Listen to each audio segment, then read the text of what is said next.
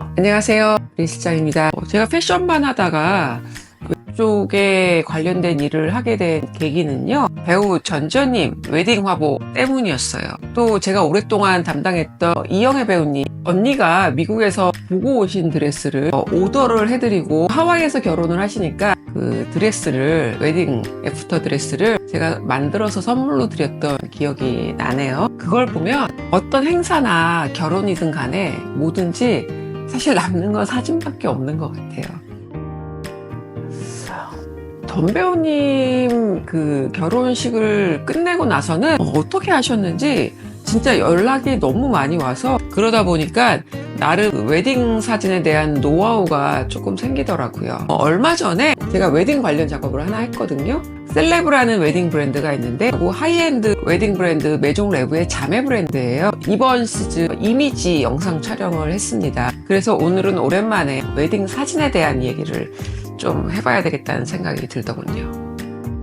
드레스 문화가 아니잖아요. 큰맘 먹고 빌리는 웨딩 드레스, 추억으로 남기고 싶죠. 누군들 욕심이 없겠어요. 당연히 잘하고 싶죠. 학생일 때 가장 중요한 시점에 결혼 사진을 어떻게 해야지 의미 있게 남길 수 있을까, 그거에 대한 경험치를 나누고자 합니다.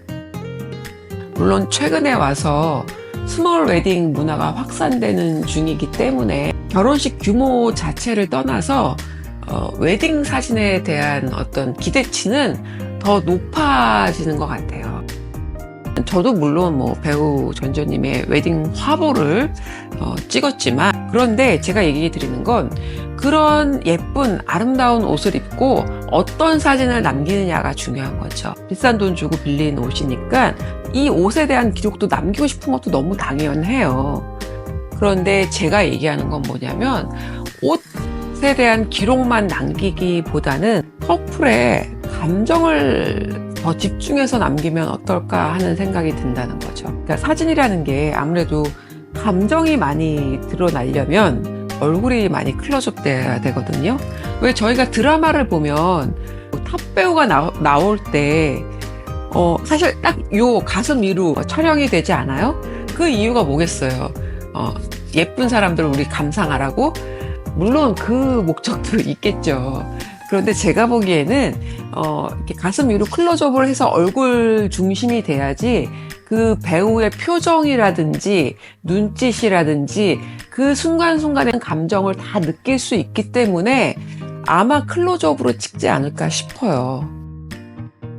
웨딩 사진 그렇게 찍나요? 대부분 그렇게 찍지 않죠.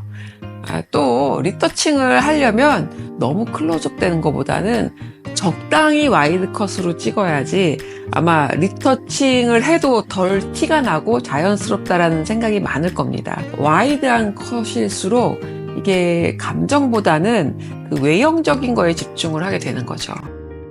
물론 그런 사진도 필요하죠. 필요한데요. 그 커플들한테 정말 필요한 사진은 감정을 나눈 사진이라고 생각을 해요. 물론 웨딩 사진의 기능이 식장에서 장식을 한다든지 아니면 앨범으로 가지고 있어서 기록을 한다든지의 기능도 있지만, 결혼을 하고 나서 항상 행복하지만은 않잖아요. 사실 행복할 때는 행복했을 때를 추억할 필요가 없죠. 그 상황이 너무 행복하니까. 그런데 살다 보면 정말 힘들 때가 있거든요. 각각의 가정에서 성장을 했잖아요. 그러다 보니 의견 충돌이 생길 수도 있고 가치관이 서로 많이 부딪힐 때가 있겠죠.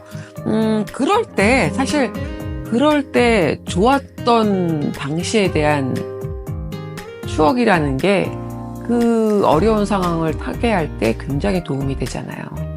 그래서 저는 결혼 사진은 두 사람의 감정이 드러나는 사진을 찍어야 된다라고 생각합니다. MZ세대의 커플들은 보는 눈이 정말 높아졌어요. 우연히 제자의 웨딩 촬영을 담당하게 됐습니다. 웨딩 전문 사진가가 아닌 광고 사진 촬영하시는 분하고 제가 작업을 진행해 본 적이 있었거든요. 물론 그 커플들은 저에 대한 약간 신뢰가 있어서 선뜻 용기 내어 결정을 해주셨는데요. 아무것도 없는 그런 스튜디오에 가면 굉장히 불안해할 만하거든요.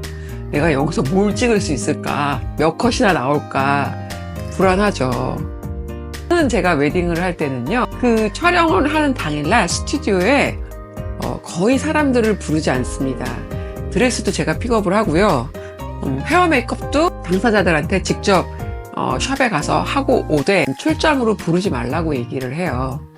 그렇게 오면 정말 스튜디오에 사진가와 저와 그 커플에서 총 4, 5명밖에 안 되거든요. 딱 조명만 있으면요, 그 아래에 있는 커플이 봤었을 때 앞에 아무도 없어요. 분위기가 굉장히 편안해지죠. 그리고 저희가 음악을 켜요. 그러면 사진가는 그 두 분을 포즈를 유도합니다. 그리고 저는 그 포즈에 맞는 의상의 그런 것들을 연출을 해주죠. 제가 지금 얘기할 때 굉장히 단조로워 보이시죠? 그런데요, 정말 그 커플이 편안해지니까 저희가 유도하는 어떠한 그 포즈도 겁내지 않고 굉장히 대담하게 하기 시작해요. 정말 어떤 신부는 중간에 너무 감동을 받아서 약간 눈가가 촉촉해지기도 합니다. 특히 신부들이 너무 많은 감동을 해요. 그 영상을 전달하면서 딱 그렇게 얘기를 했어요. 이 영상 정말 두 분이 힘드실 때, 그럴 때 보시라고 하면서 전달해 드렸습니다. 대다수의 커플들이 그 영상을 보면요, 굉장히 감동을 해요. 그 영상을 딱 보여주면 정말 그 두 사람의 그 사랑에 대한 감정이나 막 이런 애절한 느낌들이 정말 다 묻어나는 사진들이거든요. 그러다 보니 감정이 누그러질 수밖에 없어요. 근데 물론 그 사진은 그냥 사진만 편집해서 넘기는 게 아니라 그때 촬영 당시의 감정을 붙돋아 줄 수 있는 그런 음악을 깔아서 같이 편집이 되는 거죠. 그러다 보면 그냥 막연히 아무 생각 없이 보다가도 그때의 두 분의 감정들이 머릿속에서 자연스럽게 더 연상이 되는 효과가 있습니다.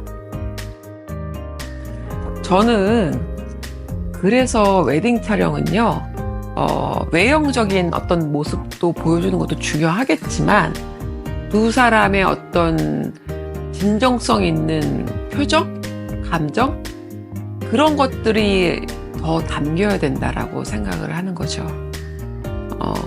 이렇게 말하니까 저는 웨딩 사진은 어떻게 찍었냐고요? 사실은요, 저 웨딩 사진 못 찍었어요. 한참 잡지 기자로 활동하던 시절인데 정말 너무 바빴거든요. 해외 출장도 많고. 리허설 사진 찍지 못하고 그냥 결혼식 당일날 한 20분 정도 간단하게 그냥 웨딩숍 정원에서 찍었던 기억이 나요. 근데 가장 후회하는 것 중에 하나가 그거예요. 내가 왜 웨딩 촬영을 안 했을까? 지나고 나니까 정말 후회가 되더라고요. 그래서 오늘은 저처럼 다들 후회하지 마시고 평생 50년, 60년 지나도 촌스럽지 않을 그 당시의 감정을 남길 수 있는 사진 촬영을 추천하고 싶어서 오늘 이 이야기를 꺼내보았습니다. 오늘 얘기가 어떠셨어요? 다들 결혼식 준비하는 신부들에게 도움이 됐으면 하는 마음으로 얘기를 해보았습니다. 감사합니다.